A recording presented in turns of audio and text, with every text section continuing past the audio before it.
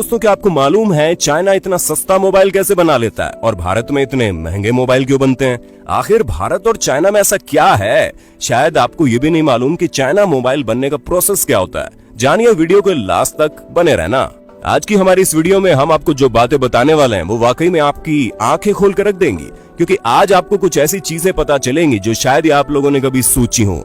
जैसा कि हमसे लगातार ये पूछा जाता है कि क्यों चाइना के मोबाइल इतने सस्ते मिलते हैं और बाकी देशों के मोबाइल इतने महंगे होते हैं, तो आज की इस वीडियो में आपके सभी सवालों का जवाब आपको मिल जाएगा। आखिर क्यों चाइना के मोबाइल इतने सस्ते होते हैं और उसके अलावा चाइना के मोबाइल फोन से रिलेटेड कई सारी बातें हैं जो आपको इस वीडियो में पता चलेंगी। इस रियलमी, ओप्पो, वीवो, इसके साथ ही कई सारी और भी नामी गिरामी कंपनीज मार्केट में मौजूद हैं, जिनके मोबाइल फोन्स मार्केट पर कब्जा जमा कर बैठे हैं। और सबसे ज्यादा कब्जा तो अकेले शाओमी ने कर रखा है, जहां दुनिया भर में सबसे ज्यादा बिकने वाला फोन तो यही है। ऐसे में दोस्तों, ये फोन न सिर्फ आपको सस्ते मिलते हैं बल्कि अपने नाम में अपने से दुगने दाम वाले मोबाइल फोन के टक्कर भी देते हैं। और ये वजह है कि कस्टमर इन्हें सस्ता, सुंदर, टिकाऊ समझकर खरीद लेता है। पर सवाल यहाँ यह आता है कि आखिर चाइना में बनने वाले ये मोबाइल फोन इतने सस्ते मिलते कैसे हैं?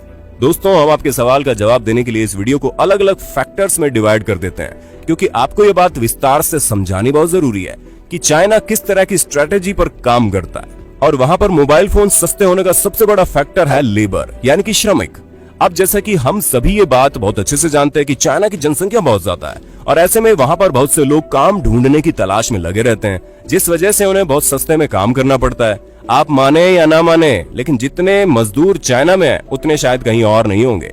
जिसकी सबसे बड़ी वजह यह है कि चाइना एक मैन्युफैक्चरिंग हब है, जहां पर तरह तरह की चीजें बनाई जाती है। ऐसे में इतनी सारी लार्ज स्केल में चीजें बनाने के लिए मैनुअल वर्क तो चाहिए ही चाहिए, और इसी मैनुअल वर्क के लिए ज्यादा से ज्यादा लोगों को वर्कर के तौर पर हायर किया जाता है, जिन्हें बहुत कम मजदूरी में काम करना पड़ता है। और तो और वहां की कंपनीज की पॉलिसीज भी बहुत स्ट्रांग होती है। कई बार तो ऐसा होता है रात भर कंपनी में वर्कर्स काम करते हैं। अब जाहिर सी बात है, जब वर्कर कम रेट में मिलेंगे तो ऑटोमेटिकली प्रोडक्ट का रेट कम हो जाएगा। वहीं अगर हम दूसरे फैक्टर की बात करें तो चाइनीज कंपनीज चीप मार्केटिंग करती है, यानी अपनी मार्केटिंग में बहुत ज्यादा पैसा खर्च नहीं करती, ना ही इतने बड़े बड़े शोरूम बनवाती है, और यही वजह है कि इनके प्रोडक्ट सस्ते होते हैं।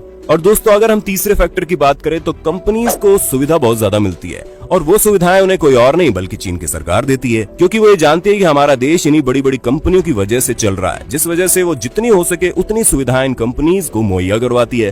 फिर चाहे सुविधा ट्रांसपोर्ट की हो, इलेक्ट्रिसिटी की हो या किसी और चीज की, हर चीज में सरकार कंपनी के साथ रहती है और एक्सपोर्ट को भारी मात्रा में बढ़ावा देती है। इसी वजह से जब वहां से सामान दूसरी कंट्री में भेजा जाता है तो सरकार बहुत कम ड्यूटी लेती है, और इस वजह से मोबाइल फोन सस्ते में मिलते हैं। और अगर हम अपने अगले फैक्टर की बात करें तो वो कुछ और नहीं बल्कि ऑनलाइन सेल है, क्योंकि चाइना में कई सारे प्रोडक्ट डायरेक्ट ऑनलाइन बिकते हैं और ऐसे में इन्हें डीलर्स को मोटा कमीशन नहीं देना पड़ता, जिसके कारण उनका प्रोडक्ट ऑटोमेटिक सस्ता हो जाता है, क्योंकि इसमें उन्हें किसी भी डीलर या डिस्ट्रीब्यूटर को अपॉइंट करने की कोई जरूरत नहीं है। डायरेक्ट माल कस्टमर तक पहुंच जाता है। अब अगर हम अपने नेक्स्ट फैक्टर की बात करें तो वो कुछ और नहीं बल्कि रिसर्च है, क्योंकि कई सारी कंपनीज जब अपने प्रोडक्ट को मार्केट में उतारती है तो उससे पहले उन्हें बहुत सी रिसर्च करनी पड़ती है।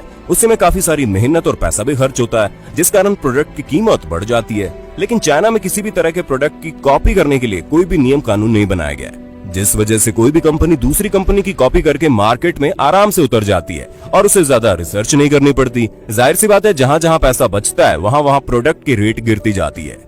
अब दोस्तों, हमारा नेक्स्ट फैक्टर है क्वालिटी।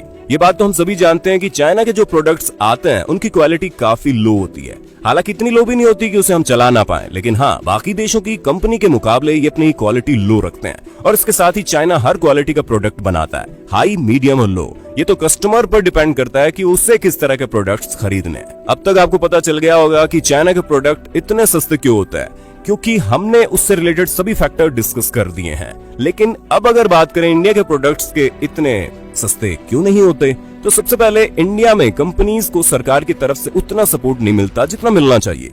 हालांकि अब तो गवर्नमेंट कई सारे नए रूल्स लेकर आई है, जिस पर अगर काम किया जाए तो देश में मोबाइल और गैजेट मैन्युफैक्चरिंग काफी बढ़ सकता है। पर ये सभी सुविधाएं बस कुछ ही सालों पहले आई थी, और तब तक चाइना के सभी मोबाइल हमारी कंट्री में पूरी तरह से छा गए थे, जिस कारण कोई इंडियन कंपनी चाहकर भी उठ नहीं पा रही थी।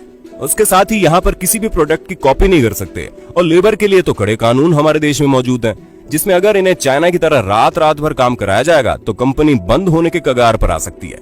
और यही सब सारी वजह है कि हमारे देश में मोबाइल फोन सस्ते नहीं मिलते। पर हमें उम्मीद है कि आने वाले समय में